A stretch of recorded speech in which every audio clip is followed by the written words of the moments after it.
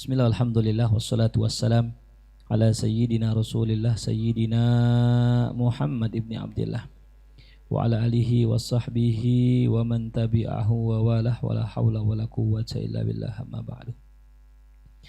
Waqad qala al-musannifu rahimahullahu ta'ala wa adamana fa'ala barakatihi wa bikum fid dharain amin. Qala babur ri'ayah, bab tentang ri'ayah, penjagaan.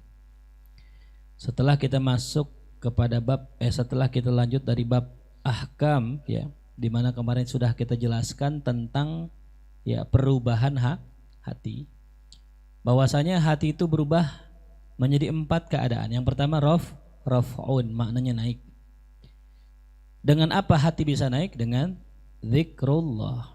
Yang kedua fathun, terangkat. Dengan apa hati bisa terangkat? Ridha anillah. Ya. Nanti ada ridho anillah sama ridho biqada'illah. Itu beda ya. Kalau ridho anillah, ridho sama Allah. Apapun yang Allah kasih, apapun yang Allah perintahkan diterima sama dia. Yang kedua ridho biqada'illah. Ridho dengan apa yang ditetapkan Allah. Berarti lebih luas mana maknanya? Anillah apa au biqada'illah? Anillah ya. Itu yang kedua ya. Terbukanya hati dengan ridho dengan Allah. Yang ketiga khafdul qalbi, ya, khafat, mana khafat? Turun. Nah, dengan sebab apa orang bisa turun hatinya? Tersibukkan dengan selain Allah, ya. Yang keempat waqful qalb, terhentinya hati dengan sebab al-ghaflah anillah, lalai dari Allah. Dan masing-masing memiliki tanda. Rafa tandanya 3. Apa itu? Wujudul muwafaqah, faqdul mukhalafah, dawamus syauq. Dan juga fathah atau terbuka memiliki 3 tanda, yaitu tawakkul, wasidik, wal yakin. Khafat juga memiliki tanda al-ujub, wariya, wal hirs, rakus. Dan waqaf atau terhentinya hati itu memiliki 3 tanda, zawal halawati ta'ah wa adamu mararatil ma'siyah wal tibasil halal. Itu yang kemarin kita bahas. Nah, kita lanjut lagi kepada pembahasan yang selanjutnya. Qala Rasulullah sallallahu alaihi wasallam. Imam Ghazali menyebutkan hadis Nabi kita Muhammad sallallahu alaihi wasallam. Talabul ilmi faridatun ala kulli muslim. Hadzal hadis akhrajahu Ibnu Majah wa Abu Ya'la wa Tabrani fil Awsat. Yang kita fahami dari hadis ini, ya, yang namanya menuntut ilmu itu hukumnya wajib ala kulli muslim wa muslimatin. Tapi yang dimaksud Imam Ghazali akan ilmu di sini bukan ilmu yang kita tahu sebelumnya, ya.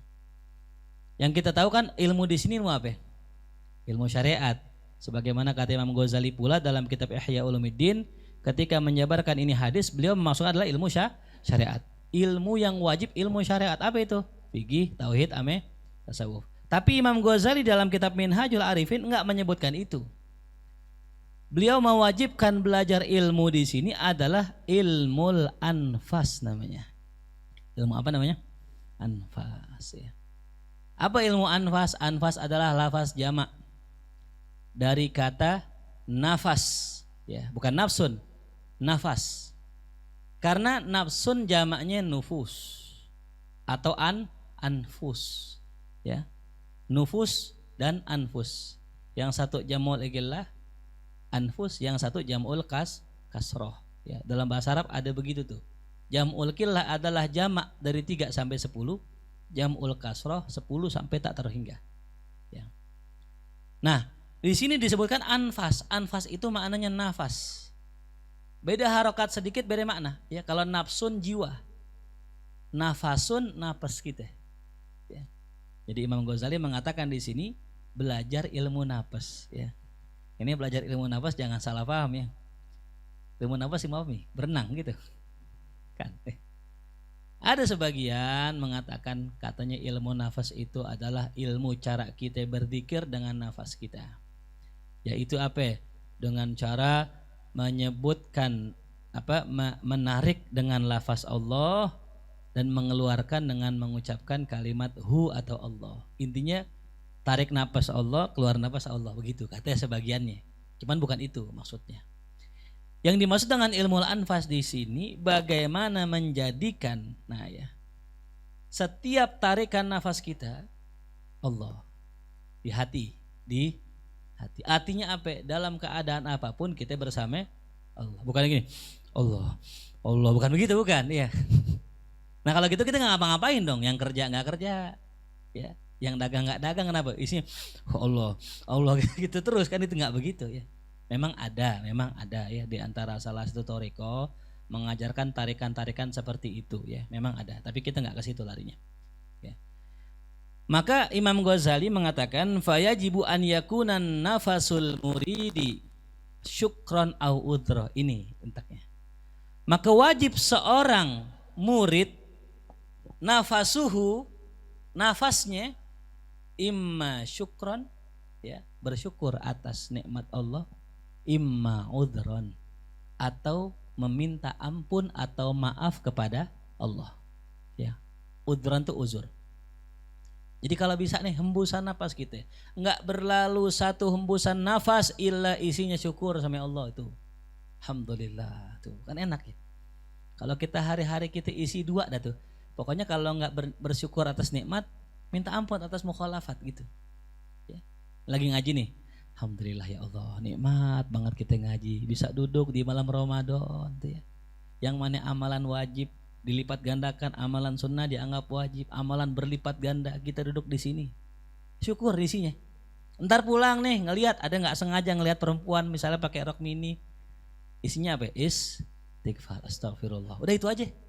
Kalau nggak syukur, istighfar. Kalau nggak alhamdulillah, astagfir. Itu yang dimaksud dengan ilmul anfas. Nah, ketika orang begitu isinya, kalau nggak syukur udzur, udah ya, yaumuhu ma'allah ya, hari-harinya senantiasa bersama Allah, aman udah ya. Isinya syukur udah. Kalau kita kan kadang isinya ngeluh bukan kan. Ini kapan kawin nih ya, kata Ustadz kalau udah baca ini katanya rezekinya lancar. Gue nggak lancar-lancar ini. Katanya kalau doa di sono akan dapat keturunan, belum muncul juga bocah anak. Katanya kalau begini baik, belum baik-baik juga. Itulah kebanyakan pikiran kita sekarang. Nunggu dan menunggu dan menunggu. Padahal nggak ada yang mesti ditunggu. Nggak ada yang mesti ditunggu, nggak ada. Ya. Udu'uni astajib lakum, minta kepadaku aku ijabah. Maka antum ketika antum berdoa kata Ibnu Athaillah, maka Allah sudah pasti akan memberi. Ima langsung, ima tunggu waktunya. Nggak perlu ditunggu, ya. Nggak perlu ditunggu. Ya. Kenapa ditunggu? Kita kalau nungguin pemberian Allah seakan-akan kita kurang percaya Allah, ya, kurang percaya sama Allah. Makanya ada salah satu perkataan ya, Umar bin Khattab radhiyallahu anhu. Ketika kita meminta, banyak orang kalau minta, ya, dia tunggu permintaannya terwujud. Enggak, kalau beliau enggak. Beliau memperbagus apa yang disuruh Allah. Tuh.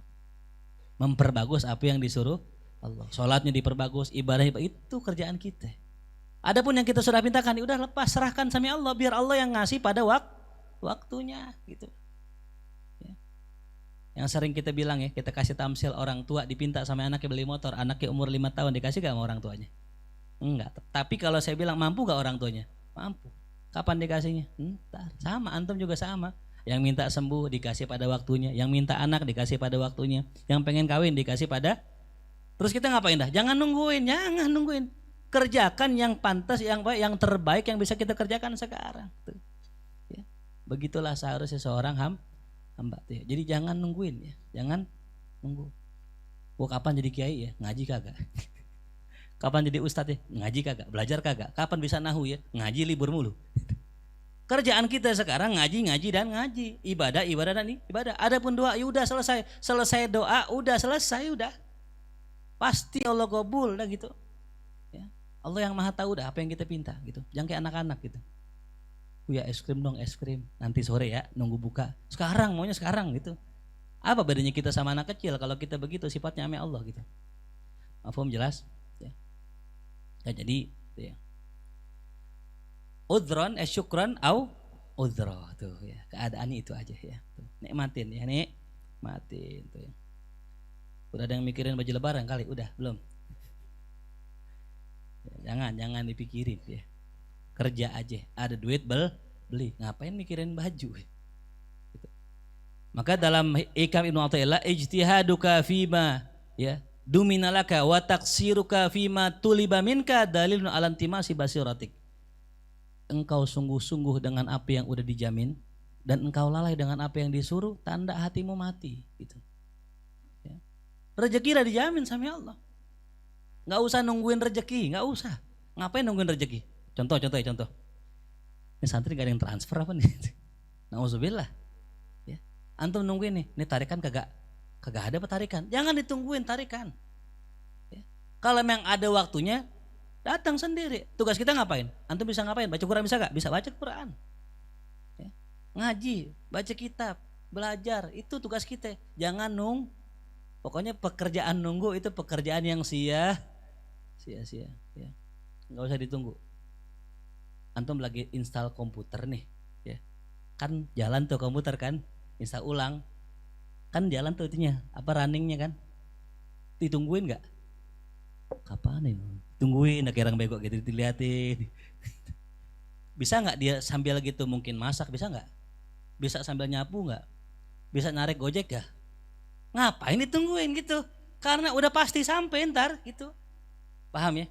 Maksud saya itu. Jadi antum jangan banyak-banyak nunggu. Udah nggak usah ditunggu udah. Ingat ya, menunggu pekerjaan yang sia. Catat tuh baik-baik. Ingat, nunggu pekerjaan yang sia-sia. Antum nungguin di apotik. Pak, nanti sejam lagi ya, tunggu sebentar di sini. Bengong ini kayak ikan mas gitu kan. Ngapain nungguin? Antum bisa baca Quran, baca. Makanya saya kalau dulu waktu saya masih ke Fatmawati, kan dulu jadwal operasi. Itu dari pagi jam 7 masuk, ambil nomor, ngantri sampai sore, sampai sore. Dari pagi sampai sore ngapain? Nungguin gitu. Bawa laptop tuh. Buka maktabah syamilah, nulis. Ya, pegel nonton film. Pegel ya ngapain gitu, hiburan. Intinya jangan nunggu, iya. Jadi menunggu hal yang sudah dijamin adalah perbuatan sia. Jadi jangan nungguin rezeki, jangan nungguin duit datang, kerja aja udah, apa yang dikerjain. Ya. Hati yang nggak masuk akal ya. Hati yang nggak masuk akal. Contoh misalnya ente nyari duit nih, ente pengen dapat duit, ente sapuin aja jalanan tuh dari ujung gang sampai ujung gang sono. Sekarang saya mau tanya, ada gak yang bagi duit? Logikanya ada gak? Nggak ada. Ya. Tapi Allah nggak bakal menyia-nyiakan kebaikan seseorang. Ya. Paham? Antum mungut duri, beling, paku di jalanan, kebaikan bukan? Allah nggak bakal nyanyiin kebaikan itu. Pasti Allah balas. Ya. Kalau logikanya kan nggak masuk ya. Ustaz Nasr lebih paham dan nih. Kalau orang mau nyari duit, logikanya kerjain sesuatu yang ada duit. Sekarang mindahin duri, ada duitnya nggak? Nggak ada. Pasti Allah balas. Faman ya'mal mithqala dzarratin. Makanya bedanya ilmu orang teori sama ilmu orang sufi beda. Ilmu orang teori nggak sampai sini ilmunya. Saya mau tanya, 1 tambah 1 berapa? 2, baik. Kalau saya bilang tambah 1 6, bisa nggak? Nggak bisa. Harus 1 tambah 5. 1 tambah 1 berapa? 2. Itu namanya ilmu doruri. Ketika antum sudah meyakini sesuatu hal yang kayak tadi tuh ilmu begitu tuh, sudah mendarah daging sama antum, maka ilmu yang tadinya teori jadi doruri. Ya. Itu keyakinan para sufi begitu. Ketika mereka yakin mengerjakan apapun kebaikan pasti dibalas sama Allah, makanya mereka nggak pernah sepi dari perbuatan baik. Ilmu itu jadi doruri buat mereka. Maksudnya apa? Kayak orang meyakini 1 tambah 1. Saya mau tanya antum, ada gak orang yang ragu sama sedekah? Ada gak? Ada. Buktinya dia gak sedekah. Kalau dia yakin akan keajaiban sedekah, pasti disedekah. Saking yakinnya orang sama sedekah. Ya. Ilmu itu jadi doruri ya buat dia. Sama kayak meyakini 1 tambah 1. Kalau saya bilang 1 tambah 1 4 gitu, ngelawan gak dia? Ngelawan. Begitulah keyakinan para sufi. Ilmu yang sudah dipegang sama mereka kailmid doruri, kata Imam Ghazali dalam kitab Raudhah tuh. Ya. Maka jadikan semua ilmu yang dari guru kita ilmu doruri. Ya. ilmu yang benar yang udah teruji. Jadikan seperti ilmu doruri, jangan ilmu teori. Karena kebanyakan kita ilmu teori. Kadang-kadang 1 tambah 1 berapa? 5. Kayaknya 5 dah bener kayaknya. Ragu dia, belum yakin. Tapi kalau ilmu sudah menjadi doruri, udah mendarah daging di diri kita, nggak bakal bisa lepas. Itu ilmunya para wali. Ya, jadi sesuatu yang teori buat dia doruri. Gitu. Saya punya guru pernah bilang begitu. Kalau ente korban, ente sedekah, ente miskin, berhenti jadi murid gua. Tuh, kalau bahasnya kan keras banget ya. Kenapa bisa yakin banget begitu? Karena ilmunya udah doruri. Gitu ya. Jadi jadiin semua ilmu teori, ilmu apa? Doruri, baru ente jadi wali. Tuh. Kalau ilmunya kita masih bisa digoyang-goyang, dengar Ustadz Sono, kayaknya bener Ustadz Ono dah kayaknya. Dengar lagi, kayaknya beneran Ustadz yang Ono. Ilmunya teori begitu. Ya. Jelas paham? Ya. Allah ada enggak? Ada. Ilmunya ilmu doruri apa teori? Doruri, nggak bakal bisa digoyahkan. Begitulah ilmunya para aulia ya. Nah, jadi kembali lagi ke tadi itu ya. Ya, jadi sesuatu ilmu yang sudah kita yakini ya dan meresap ke dalam hati sampai nggak bisa goyang, itu namanya ilmu apa? Doruri. Nah, fa'in kubila. Nah ini karena salah cetak ya, maklum namanya kitab gitu ya. Di dalam kitab ini juga yang ketebal fa'in kila di sini ya. Kenapa kok bukan fa'in kila? Karena nggak nyambung kalimatnya. Kita lihat aja kalimat sebelahnya, wa in ruddah tuh. Pasti sama nih mah. Titiknya kelebihan ini, tai cicak kali ini mungkin itu. Fa in kubila, kalau diterima amal kita, fa fadlun, maka itu murni karunia Allah. Ya. Mohon maaf ya, kita ini beramal, diterima apa enggak, itu bukan urusan kita. Itu urusan siapa ya? Allah. Jangan kita maksain Allah nerima amal kita. Ya Allah, saya sudah sedekah 100 juta ya Allah, terima ya Allah, pasti engkau terima. Kalau nggak terima awas ya Allah. Ngatur Allah, ini bahaya ini. Maka kalau Allah terima amal kita, fafadlun, itu murni karunia Allah. Wa in rudda fa'adlun. Kalau ditolak sama Allah, itu pun karena keadilan Allah. Pantas kita nggak diterima amal kita. Amal kita nggak pakai adab, sholat nggak pakai adab, Allah tolak. Sholat sih man pikirannya kemana-mana. Terawih man pikirannya pengen pulang mulu. Di pikirannya imam lama gitu. Pindah masjid. Na'udzubillah min. Maka saya lebih senang antum sholat 8 rakaat tapi antum khusyuk daripada 20 kejar-kejaran. Ya, gitu. Karena apa? Di sini kualitas yang ditentukan, bukan apa kuantitas gitu. Tapi sayang masyarakat kita demennya apa? Kuantitas. Yang penting banyak saat begitu. Kalau banyak udah pasti diterima sama Allah. Lah belum tentu. Ya. Ada kisah seorang miskin di zaman dahulu namanya Ahmad bin Miskin ini ya. Jadi kalau yang namanya miskin dari dulu udah banyak ya namanya miskin. Ahmad bin Miskin. Suatu hari Ahmad bin Miskin orang susah, saking susahnya nggak punya makanan, hati sering perutnya lapar. Bukan hanya lapar tapi melilit perutnya. Suatu hari anak istrinya ngeluh, ya wahai suami, wahai ayah, ini kita udah pada kelaparan nih. Bisa nggak cariin makanan? Akhirnya keluar. Ini dia. Jadi kita kalau susah jangan di rumah, keluar. Gitu. Juga jangan bikin status ya. Keluar. Ya. Kalau antum nggak punya makanan sahur, keluar. Kemana? Masjid tuh. Kalau ke markas ada insya Allah. Ya. Berdua sama Abid tuh ya. Tuh. Kalau mau Ujang jangan. Jangan. Saya nggak saranin. Kalau mau Ujang saya nggak saranin ya. Sama Abid dah gitu. Abid kan makannya dikit ya gitu. Insya Allah. Nambahnya banyak. Kalau nggak sama Aldi tuh ya, sama Aldi. Jangan mau Ujang, beneran jangan mau Ujang ya. Kalah antum kalah ya. Kalah striker kan. Mbappe sama dia Mbappe kalah masih. Cuman dalam bidang makan kan, bukan dalam bidang bola bukan ya. Antum lapar, jangan bikin status, keluar udah, keluar. Iya beneran ya, beneran. Ya. Fil harokah barokah, beneran. Fil harokah barokah. Niatan saya tadi emang lagi kosong malam minggu lagi. Saya tahu kalau malam minggu kalau tarawih banyak penceramahnya. Itu, cari masjid yang ada ceramahnya. Tuh. Siapa tahu nambah ilmu gitu ya. Akhirnya saya pilihlah Masjid At-Taqwa situ. Saya ke At-Taqwa PLN situ sholat. Pas lagi sholat situ ada Kiai Izzat. Oh pas banget emang.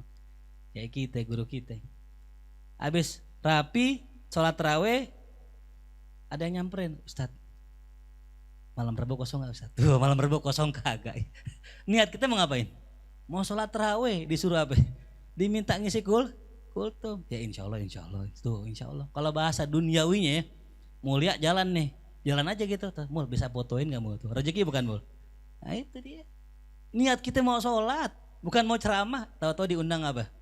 Ceramah tuh. Yang penting apa tuh? Bergerak tuh. Yang penting apa? Bergerak. Nggak punya rokok, bergerak tuh.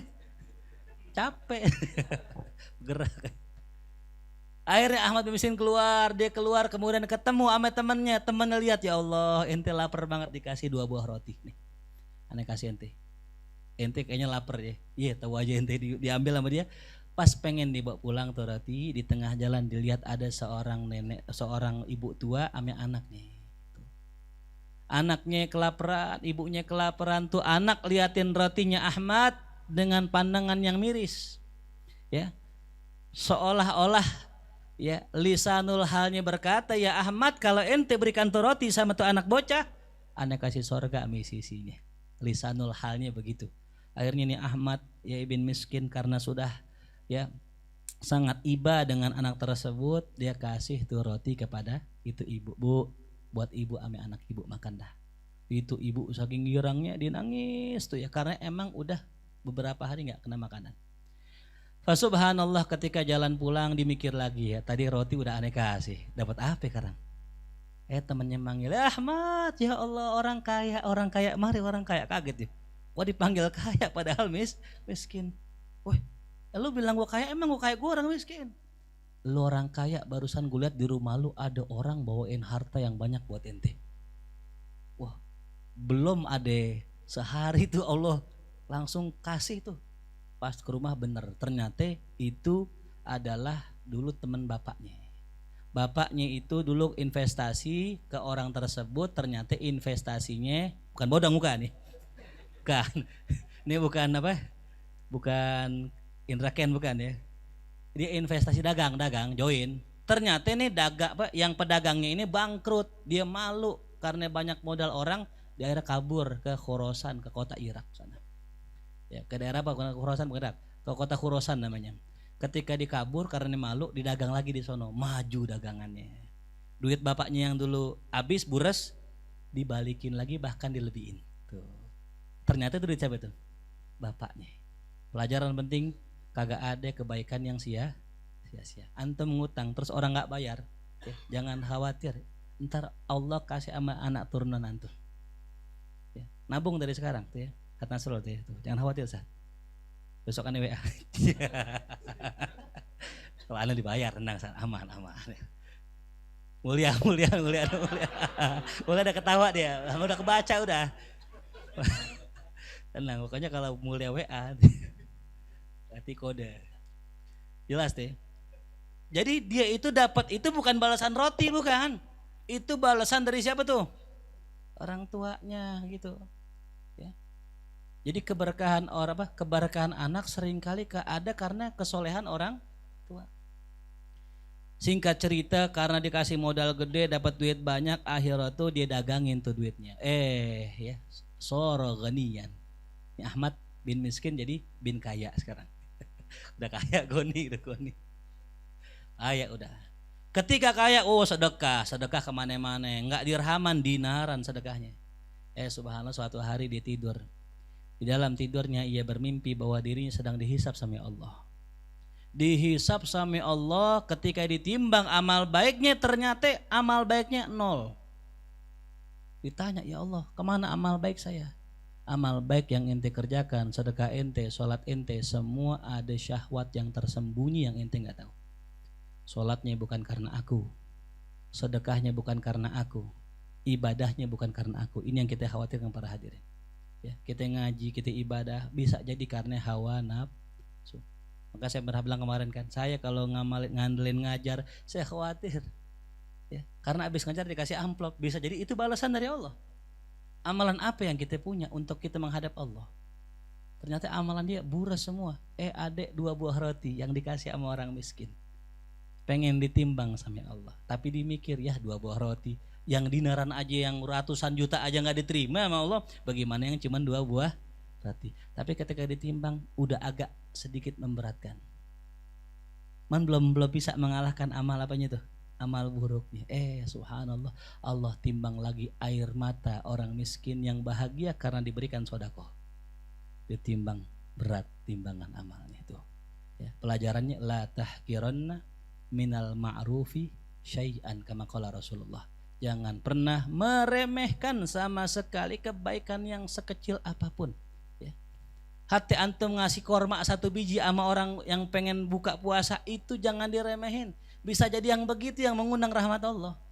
Ame ketimbang kita nyumbang ratusan juta buat pondok, buat pesantren, buat masjid, belum tentu dipandang.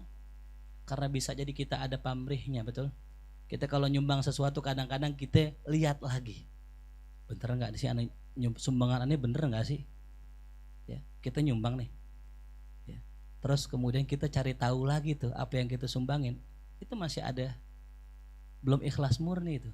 Ikhlas murni itu kalau antum sudah nyumbang lepas udah yakin Allah nggak bakalan perhatiin tuh amal kita. Ya. Mohon maaf ya, hatta ditipu ya. Kalau kata Ustaz Nasrul begitu, orang baik gampang ditipu saja. Antum sering ditipu saja. Bentar lagi mulia. Tuh. Jadi orang baik gampang ditipu. Kayak saya mau tanya, kalau ada orang baik ditipu, apakah duitnya sia-sia? Apakah sedekahnya sia-sia? Terus buat apa ente lihat-lihat lagi? Banyak orang gitu, nyumbang ke kiai, nyumbang ke habaib, tapi ngatur-ngatur habaib. Ini berarti nggak ikhlas. Ya. Makanya suatu hari pernah ada orang ngasih ke Habib Anis, Bib, ini Anis sumbang duit, tolong beli ini. Ente mau nyumbang mau ngasih aneh. Kalau mau nyumbang aja, nggak usah pakai ngatur. Tuh gitu. Berarti belum ikhlas, dia masih mengharapkan sesuatu. Nah tadi tuh 2 buah roti yang dikasih ikhlas karena Allah.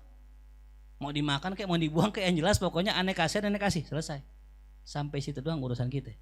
Ada pun ntar dipakai buat apa itu urusan dia sama Allah. Mafhum? Jadi kalau kita ditipu orang ya jangan khawatir. Ada salah seorang ya datang ke seorang habib, seorang guru. Dia cerita, "Guru, saya ditipu sama orang." Kata gurunya, "Alhamdulillah." Guru, kok alhamdulillah, kan saya ditipu? "Alhamdulillah bukan ente yang nipu." Ya. Alhamdulillah bukan ente yang nipu. Terus gimana? Ya iya. Oh sedekah udah. Apa yang ente sudah kasih, niatnya sedekah, udah jadi sedekah Allah terima udah. Nggak ada istilah ketipu sebenarnya kalau kita yakin. Ya. Mafhum sampai sini? La tahqiranna minal ma'rufi syai'a, kata Rasulullah sallallahu alaihi wasallam tuh. Hadis tuh ya, la tahqiranna minal ma'rufi syai'a. Bahkan terusannya, walau an talqa akhaka, sekalipun kau bertemu Ahok. Akhaka, saudaramu. Jadi Ahok apa? Saudaramu. Saudara satu lagi kali. Walau antal ko ahoka biwajhin tolik, sekalipun hanya sekedar ketemu teman dengan muka yang berseri, itu juga ma'ruf, kebaikan. Ya. Apalagi teman ngaji, ya. Tuh, jangan sampai nggak negor, tuh ya. Ini kayaknya orang gue pernah lihat di Mahya kayaknya nih. Tegur aja ya bang, ente yang ngaji di Mahya ya. Yo, aneh juga bang, sama kita satu pengajian tuh, begitu tegur. Ini kagak, kita kadang-kadang kata orang, kayaknya orang kamu gua melengos. Tadi kenalin. Tuh, ya. Jadi ketemu teman senyum tuh ya tuh. Ya. Sepele gak senyum? Sepele gak? Sepele. Sama sholat mending mana sholat lah. Tapi Allah Rasul menyatakan itulah ma'ruf. Jangan remehkan. Ya. Timbang senyum doang susah banget tuh ya. Makanya ini malam kalau bisa senyum semuanya tuh ya. Senyum semua. Nah, ya. Kalau yang gak senyum berarti lagi ada masalah. Ya. Aung sehat Aung. Aung tuh palanya kuning. Pecinya kuning. Biar dia senyum. Kita senyum dia gini. Masih banyak di sini. Sabar Aung, tenang. Jangan ditungguin dong. Jangan ditungguin. Kan udah dikasih kode tuh. Ya. Ustaz Nasrul sehat. Emang tepat Aung datangnya malam hari ini. Beliau Masya Allah, pembahasannya pas, kata saya, pas banget pembahasannya, aneh banget gitu. Jelas ya tuh, jangan ditungguin, udah kerjain aja yang mesti kita kerjain udah. Jarah rajinin dong ya. Contoh mulia tuh, kan gede dia tuh. Rajin jarah tuh ya, udah ada Abbas anaknya tuh, Masya Allah. Sallallahu alaihi Muhammad. Nah, Masya Allah ya. pulang jarah langsung gitu. Nah, iya kita jangan khawatir ya. Jadi fa'in kubila fafadlun, diterima, ya udah karunia Allah. Wa in rudda fa'adlun, ditolak, itulah keadilan Allah. Fata'iul harakah bitaufik, maka gerakan taat itu datang lantaran taufik. Ya. Jadi kalau kita berbuat taat, antum malam ini bisa ngaji, taufik dari Allah, ya. Karunia dari Allah. Ya. Apa sih taufik? Wafaqah yuwafiku taufik, keselarasan antara kerjaan kita dengan keinginan Allah. Kita pengen, Allah kehendaki. Nah, namanya apa tuh? Taufik.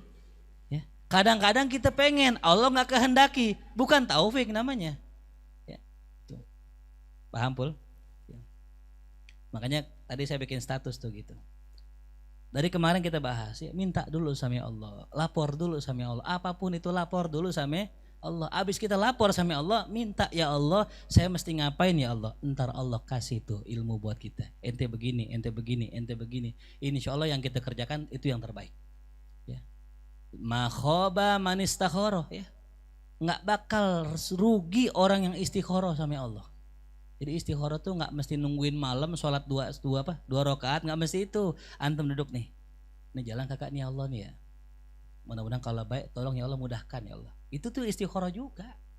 Ya, jadi istikharah tuh bukan duduk malam nungguin malam lah. Kalau apa tarikannya siang misalnya kan gitu, kerjanya siang, lagi mana mau istikharah?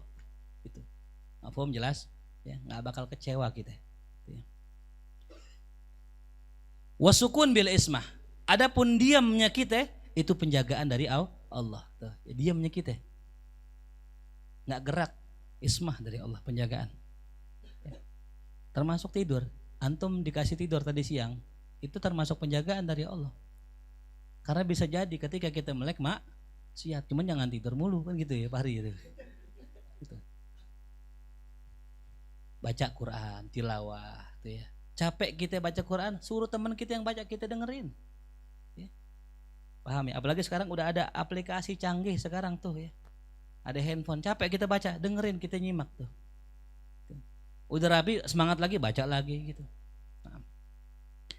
Wala yastaqimu dzalika lahu, dan tidaklah istiqomah yang demikian itu bagi dirinya. Artinya seorang hamba, seorang murid ya, tidaklah dia bisa istiqomah merasakan syukur atau uzur kecuali dengan dawam iftikar wal ittirar. Terus menerus merasa butuh dan merasa perlu sama Allah. Ya.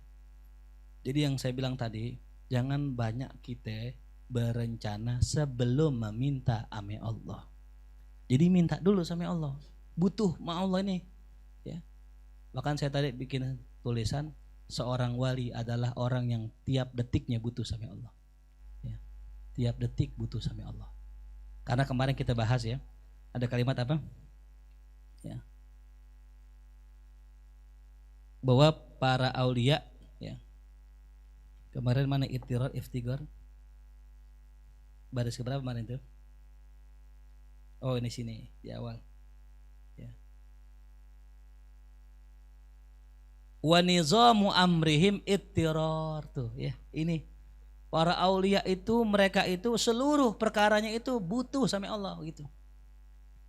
Ya. Jadi besok nih mau lebaran nih kita coba aplikasiin aja ya. Kita kan pengen nyenengin guru, pengen nyenengin orang tua, betul? Kalau bisa dikasih rezeki ya melo lebih gitu. Ya. Nah, sama siapa kita butuh dapat rezeki ini? Pastinya sama siapa? Allah. Apa yang kita pikirin? Minjem. Nah, ini udah salah udah. Ya. Wah, kayaknya dia ini lagi banyak duit nih, kemarin upload status habis gusuran kayaknya. Salah itu. Doa sama Allah udah. Jangan ngarap sama makhluk, pasti kecewa. Antum dekat banget sama teman antum, hatta dia kaya yang dan baik lagi. Pas antum lagi butuh nggak dikasih, kecewa nggak? Salah kita, ngapain bersandar sama dia? Dia juga pemakan rezeki. Tuh ya. Maka sekali lagi jangan bersandar dengan siapapun, termasuk teman dekat kita. Tuh. Nah itu ya. Jadi mereka itu apa? Senantiasa ittirar, iftikar sama Allah. Maka doa terus mereka tuh ya, minta sama Allah. Nah abis minta ntar dikasih tuh sama Allah ilmunya. Oh gini, jalanin tuh. Wa miftahu dzalik. Nah, apa kuncinya kita bisa terus ingat Allah, terus butuh Allah, mikirin Allah, bersyukur dan minta ampun. Kuncinya adalah dzikrul maut. Ingat mati itu. Ya, ingat mati, ingat pulang. Ya. Li'anna fihi rohatan minal habsi, karena dengan sebab ingat mati, rohatan minal habsi, ada rasa rehat atau rasa kemerdekaan dari keterkurungan. Ya. Kita ada kemerdekaan dari merasa terkurung tuh ya. Merasa bebas. Tuh ya. Orang kalau pikirannya ambisi, obsesi dan sisi-sisi yang lainnya pasti apa? Berat pikiran ya. Coba dah ente nih ya kayak Mulia ada Mulia. Aung kan mau nikah nih ya. Mulia udah nikah, lebih enteng siapa palenya? Hah? Enteng Aung, kecilan. palenya. Emang bentuk sih ukurannya Aung, tapi kan isinya. Bener gak? Ya. Anak orang yang anaknya 10 sama yang gak punya anak, lebih entengan mana palenya? Yang gak punya anak dong, pastinya kan begitu. Ada 10 anak. Baru mana kayak Ujang semua nih, Masya Allah tuh. Tapi Ujang masih kalah sama teman-teman di Papua ya. Itu senampan sendiri. Allahu Akbar tuh. Senampan sendiri, ngasih makan tiap hari anak 10 senampan semua. Maulid itu. Bikin maulid tiap hari. Ini Masya Allah tuh. Makanya doain tuh santri-santri Papua lagi belajar tuh ya. Tuh, luar biasa, yang ngajar juga ikhlas. Ya, luar biasa dah pokoknya dah. Kalau makanya saya kalau ngebandingin santri sini sama Papua dah saya bandingin gitu. Alhamdulillah nggak kayak Papua gitu. Ya. Ada nggak boleh pohon, ada pohon dikit pohon dipanjat gitu. Habis buahannya pohon orang, ntar minta maaf kiainya gitu. Untung nggak ada di sini kan. Nah jadi tadi ya, jadi ketika kita pengen itu semua ingat mati, ya. Ingat mati. Kenapa ingat mati? Karena ada rohah. Nggak berat kita tuh. Wa najatan minal adu, selamat dari musuh. Ya. Siapa musuh kita? Hawa nafsu. Kan musuh kita gini nih, hawa nafsu nih ya. Udah lu jadiin aja tuh cewek, udah. Umur lu masih panjang, masih muda. Ntar juga sempet tobat insya Allah. Umur 30 tobat lah 30. Kan begitu hawa nafsu bisikin kita. Tapi kalau kita ingat mati, berani gak? Enggak.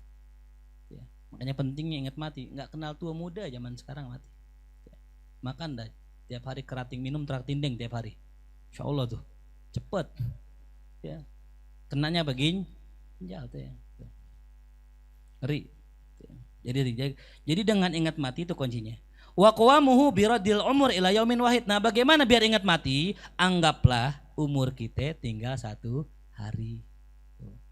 Besok mati nih. Sekarang hari apa nih? Sabtu ya, mau Minggu, besok Senin mati. Gimana kalau Senin dikabarin mati? Hah? Udah siap-siap, udah kemana-mana pakai baju putih, pokoknya siap-siap, sholatnya rajin, nangis-nangis, sholatnya khusyuk gak? Khusyuk. Cuman sayangnya belum ada yang bilang begitu ke kita. Makanya kita masih anggap umur kita panjang. Walan yaltaima dzalika illa bitafakkur fil awqat. Nah, tidak akan muncul perasaan ingat mati kecuali dia tafakur tentang waktu. Ya. Baca tuh kitab Imam Haddad tuh ya. Imam Haddad mengarang kitab tuh tentang masalah waktu ya. Biar kita ingat bahwa yang namanya mati datang kagak pakai persiapan. Dimanapun kita akan bisa ketimpa mati tuh ya. Ada orang lagi ngaji, pulang ngaji mati. Ada orang berangkat ngaji mati. Ada orang lagi ngaji mati. Lagi sholat Jumat mati. Lagi tarawih mati. Banyak udah yang begitu. Kita nggak tahu. Nah, dan wababul fikri al-faraq, dan pintunya agar kita bisa tafakur ya adalah apa tuh? Kekosongan. Jadi kita kudu ngosongin waktu sejenak. Sejenak, nggak masih lama, sejenak. Dalam setiap hari kudu ada waktu kosong kita berdua sama Allah. Karena kalau kita nggak ada waktu kosong, nggak bisa mikir. Ya. Contoh lah, saya mau ngajar nih, dan saya mau mikir kan, ntar ngajar apa? Saya nyari waktu kosong, gitu. Nah kalau nggak kosong nggak bisa. Ada tamu, iya, jadi gimana ini baca? Nggak bisa, mata ke sini, hati ke sini nggak bisa, gitu. Fokus. Ya. Wasababul faraq, dan sebab orang kosong waktu buat mikir adalah zuhud. Tuh ya, zuhud. Gak usah banyak-banyakin kerjaan udah. Ya, saya doa saya kemarin gitu, ya Allah mudah-mudahan bulan puasa nggak ada yang ngundang bukber, udah gitu ya doa saya. Kenapa ya? Kalau bukber repot udah, ntar tarawih jadi tinggal, ya kan? Kecuali emang yang bukbernya bener dah, maaf ya tuh gitu. Besok bukber di masjid, kan aman nggak? Abis bukber, sholat tarawih, gitu. Ya, tapi kalau bukber ame reuni ame teman sekolah, ya bukan bukber doang kan, CLBK bisa jadi gitu ya, salah. Ya, Nasrul ya, insyaallah tuh. Baik tuh, saya ingetin bininya nih. Kalau mulia aman, mulia tuh, aman. Nggak bakal CLBK. Nasrul kita ngeri juga, masya Allah tuh. Tampang ada, duit ada, waktu kosong banyak, tanah ada banyak di mana-mana. Tuh, tinggal bikin cabang doang tuh. Cuman beliau ada istiqomah, ya istiqomah. Apa saat kebanyakannya? Istri 3 dikontrakin rumah, ya. Ya, enak mal. Kode tuh. Biar dia enak bantuin ente. Kan jadi enak kan maaf gitu. Kata Ustaz Sule, aneh apa Ustaz sindir gitu ya. Tenang. Tenang Ustaz, ada bagiannya. Kita doain Ustaz Sule dapat jodoh insyaallah ya. Soleha yang tuh insyaallah. Kata Ustaz Sule jodohnya ada, duitnya belum. Udah Ustaz tenang, Ustaz Sule masya Allah duitnya banyak dia tuh. Ntar datang tahu-tahu bawain ini duit abah ente zaman dulu nih. Wah. Udah nggak laku duit zaman dulu. Duit zaman dulu. Tuh. Udah nggak laku duit zaman dulu kan ya. Nah jadi orang bisa kosong kalau zuhud. Nah kalau apa-apaan dikejar, ya kayak jadi ustadz gitu, nggak boleh orang ngundang iya aja bawaannya gitu. Ustadz bisa ke bukber iya, yang atau bisa ke bukber iya, tarawih bisa gak? Iya, sampai semuanya satu hari bareng-bareng semua tuh. Bukber 3 satu hari, gimana tuh? Nggak bisa, kita harus atur-atur gitu. Makanya paling nikmat begitu. Kalau ustadz nih jadwal sehari 1 enak itu. Kalau nggak 2 tapi waktunya jauh. Ini semalaman ceramah, habis isya 7 undangan, masya Allah. Tenggorokan sampai apa? Sampai habis suara itu gitu. Ya. Kalau penyanyi enak bisa lip sync, ustadz nggak bisa lip sync ustadz. Nggak bisa lip sync. Kalau penyanyi kalau capek bisa ya. Bisa begitu lah, ustadz nggak bisa kan? Ayo semua jamaah kita bareng-bareng ceramah, ayo nggak bisa. Nah kalau penyanyi bisa enak, dicapek dia biarin penonton yang nyanyi kan gitu, nggak bisa. Kenapa dikejar tuh? Karena dunia. Cukuplah malam ini undangan 1. Yang penting bisa beli rokok, kopi, bensin, udah cukup begitu. Dikejar sini iya. Nah jangan ya tuh. Kayak sekarang saya pakai manajer sekarang. Mana Rizky manajer saya? Mana Rizky? Oh di bawah ada itu. Pakai manajer, nggak mau kalah kita sama artis kan. Cuman nggak pakai duit, nggak. Cuman ngatur aja. Di mana besok jadwal saya? Oh di sini guru. Oh iya dah. Nanti hubungin manajer saya ya. Ya salah tuh. Tujuannya agar diatur, jangan sampai aneh ngiyain 2 undangan tuh ya. Belum Prabowo Jokowi ngundang nanti tuh insyaallah. Ngundang bukber. Ada Pi? Belum ada Pi ya? Telepon dari. Tuh. Ya, jadi manajemen itu penting ya, kita iya bisa, ini bisa. Toto bentrok ya, kan kasihan orang yang udah ngundang. Mana udah bikin banner lagi dia banget kan. Hadirilah kajian. Nah, kan malu jadinya kan. Gitu. Nah, cuman ingat jangan pakai fulus gitu. Jangan pakai nego-nego. Biasanya Ustadz Paris 3.000 nih. Dikasih goceng, bener goceng. 3.000 maksud 3 juta gitu kasih goceng nih. Masih ada kembaliannya buat ente ambil. Tuh, jangan ya, pokoknya santri markas kagak ada yang boleh fulus-fulusan. Dalillahi ta'ala aja udah. Tuh. Allah udah atur rezeki kita insyaallah. Wa imadu zuhdi at-taqwa ya. Pondasinya zuhud takwa. Orang bisa zuhud karena ketakwaan. Gitu. Wasana mutakwa dan puncaknya ketakwaan. Orang bisa takwa kenapa? Karena khauf, karena takut tuh ya. Ngeri daripada gue masuk neraka. Gue ikut kata Nabi dah. Nah gitu. Wazimamul khauf, dan tali kendalinya khauf adalah yakin. Orang bisa takut karena ya yakin. Tuh. Contoh misalnya gini. Saya nih guru, galak. Kalau ada murid yang kagak apal, saya suruh ngapal, saya gampar. Orang yang digampar giginya pada copot. Nah, kira-kira. Saya mau tanya kira-kira kalau ada murid saya belajar sama saya begitu takut gak dia? Belum tentu. Belum tentu. Kalau dia ragu, kagak Ustadz mah orangnya baik begitu. Bener besok ada yang apa saya gampar giginya copot semua. Yang lain pada yakin gak? Tuh. Tapi yang lainnya gak lihat belum tentu yakin. Makanya orang bisa takut karena ya yakin. Sekarang saya mau tanya, antum kalau maksiat dibalas gak sama Allah? Kalau dibalas yakin pasti gak maksiat. Buktinya masih maksiat. Berarti belum yakin. Gua gak apa-apa kayaknya gua maksiat. Santai-santai aja. Berarti belum yakin. Kalau dia yakin pasti gak maksiat. Pasti itu. Ya. Sekarang gini dah. Kalau orang maksiat, maaf ya, apa dosanya yang cukup besar, misalnya minum khamr gitu. Terus kulitnya berubah budugan semua. Kayak orang yang sinetron azab kubur tuh gitu ya. Minum langsung berubah budugan. Besok minum lagi ya? Nyatanya orang minum khamr besok sehat gak? Minum lagi ya? Sehat gak besoknya? Minum lagi gak? Itu kenapa orang masih banyak yang karena nggak yakin dengan azab dari Allah. Kan kemarin kita bahas, ya Allah, saya maksiat kenapa engkau nggak hukum saya? Apa kata Allah? Saya sudah hukum. Apa hukuman dari Allah? Dihilangkan rasa manis ibadah. Cuman sayangnya orang kita jarang yang ibadah. Itu sayangnya. Makanya nggak ngerasa nggak manis. Emang nggak ibadah. Iya kan nih?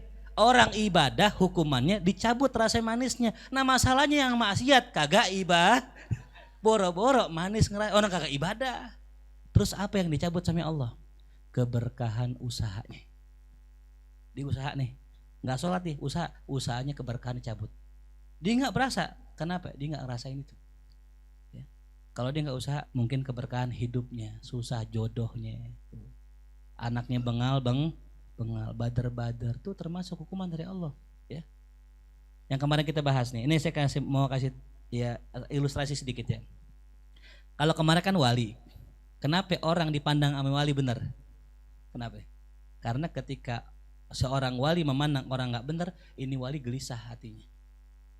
Ketika hatinya wali gelisah, Allah nggak pengen kekasihnya gelisah. Allah rubah ini keadaan orang yang nggak benar jadi benar, biar tuh wali ngelihatnya enak. Sama. Orang yang dimurka Allah, ya.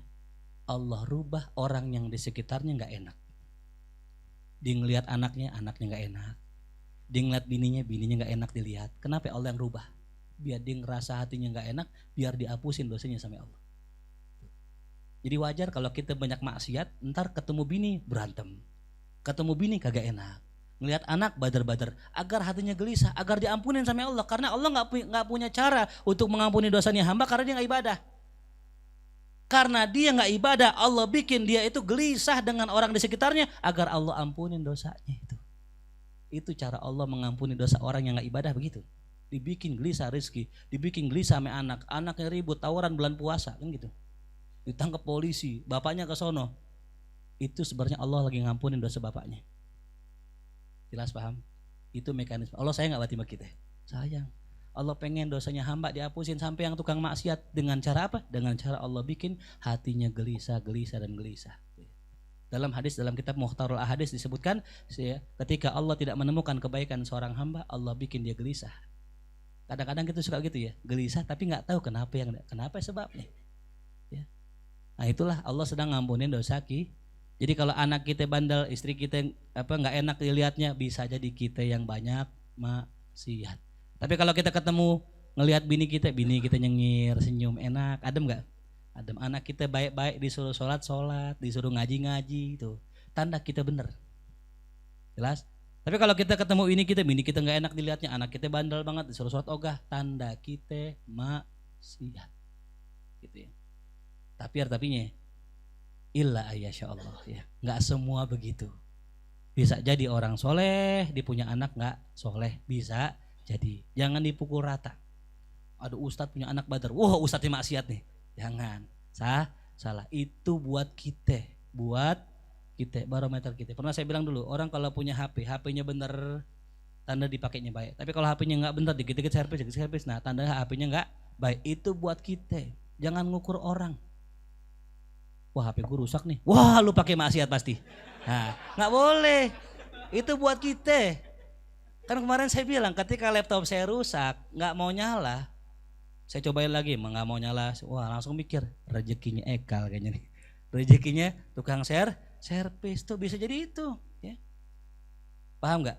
Jadi antum punya HP rusak bukan karena antum maksiat, bisa jadi rezekinya tukang di doa semalaman, ya Allah HP orang pada rusak ya Allah kalau bisa aku. Dikabul sama Allah, HP ente rusak tuh. Terus gimana? Ente HP-nya rusak, pas ente benerin ada orang bagi ente duit. Nah pas banget ada duit tuh.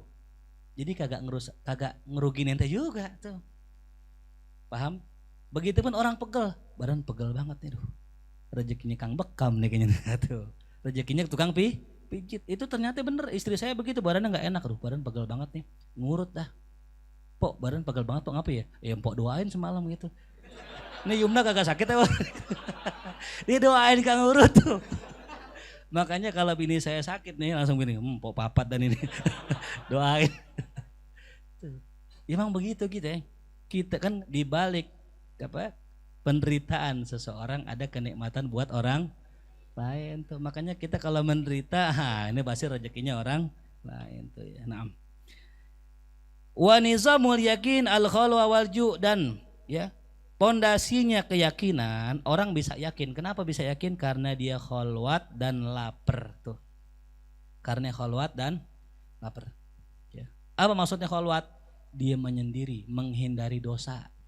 Karena yakin bisa berkurang gara-gara maksiat. Kalau dia khalwat maksiat gak? Enggak, makanya itu. Ya.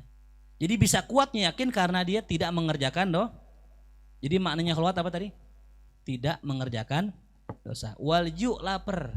Apa maknanya lapar? Menghidupkan sisi batiniah seorang manusia. Makanya nih kita lihat di bulan puasa, itu subhanallah perputaran ekonomi begitu besar.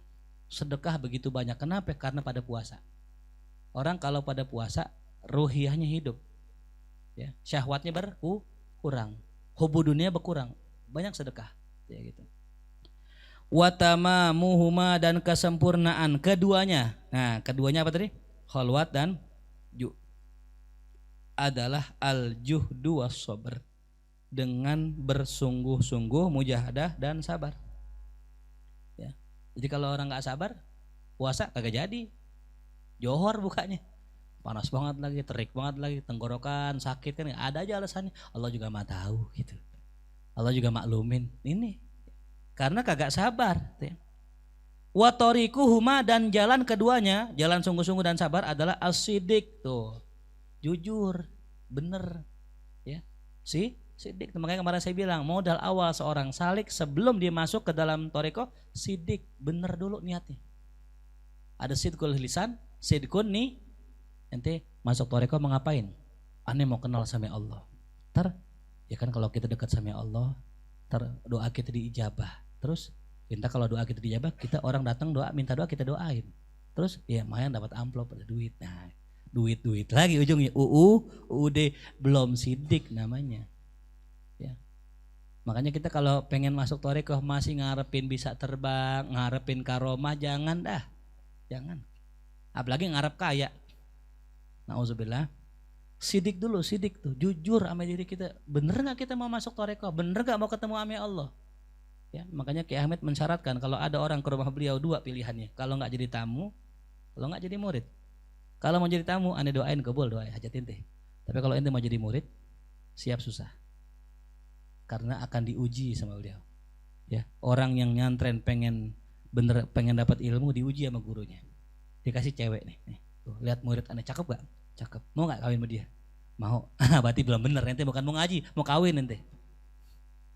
Datang lagi ngaji, mau ngapain? Mau ngaji, bener. Nih, pegang uang kas. Mau gak duit tuh? Bener guru? Iya, ambil aja. Diambil. Ente bukan mau ngaji, ente mau duit. Kalau ada murid ditawarin cewek nggak mau, duit nggak mau, ini nggak mau, yang mau aneh mau ngaji aja guru, baru niatnya benar. Maka nggak bakal teruji sampai benar kita diuji itu sampai guru kita. Gitu. Nah. Dan dalilus sidik. Nah ya, dalilnya orang jujur dia itu berilmu. Ujung-ujungnya apa tuh? Ilmu. Makanya ilmu yang jadi inti kita. Sebelum kita masuk thariqah, sebelum kita kenal sama Allah, sebelum kita masuk ke lautan samudra, hakikat belajar ilmu. Man roma durron lis safinati yarkabu wa yaghusu bahran summa durron has-shalah wa kadat tariqatu wal haqiqatu ya akhi min ghairi fi'li syari'atin lan tahsula. Tanpa ilmu syariat, tanpa ilmu tariqat, tanpa menyelam ke laut, kita nggak bakal bisa mendapatkan mutiara hakikat dari Allah Subhanahu wa taala. Jadi kalau kita benar-benar pengen ketemu Allah, ujungnya apa tadi? Ilmu. Ya, jadi dari mana tuh? Ingat mati. Ya, apa tadi kuncinya? Ingat bahwa kita meninggal besok. Bagaimana biar ingat meninggal besok? Harus tafak. Bagaimana bisa tafakur? Harus nyari waktu kos. Bagaimana biar waktu harus Bagaimana biar zuhud? Harus tak. Bagaimana biar bisa takwa? Harus tak. Bagaimana bisa takut? Harus yak. Bagaimana bisa yakin? Harus lap dan khol. Bagaimana bisa itu semua dengan juhud? Bagaimana bisa juhud dengan sabar? Dengan sid. Bagaimana bisa jadi orang yang jujur? Dengan ujung-ujungnya kudu emang fondasi kita kudu ngaji tuh ya. Makanya kalau sholat bagi saya amalan dong, udah ngaji. Bagi wirid dong, apa? Ngaji itu. Mau kawin? Ngaji itu. Mau kawin ngaji katanya. Nah kali pas ngaji ada perempuan kan begitu ya tuh. Jadi nggak bener lah gitu. Emang dasar pikirannya kawin. Kayak kucing aja. Ya, makanya kalau kawin kata guru kita itu kebutuhan, bukan tujuan. Jangan dipikirin, yang penting dikerjain. Apa yang bisa ente kerjain? Tadi saya bilang kerjakanlah kebaikan. Kalau santri gimana kebaikannya sekarang? Kerjakan, apaan aja di pondok nih. Ada gelas berantakan pindahin. Itu ngebantu ente kawin. Ini nggak percaya, entar kan dibalas sama Allah. Allah balas kebaikan ente yang kecil-kecil, entar dalam bentuk yang lain. Ya, nggak dalam bentuk yang sama. Mindahin gelas, dibalasnya gelas.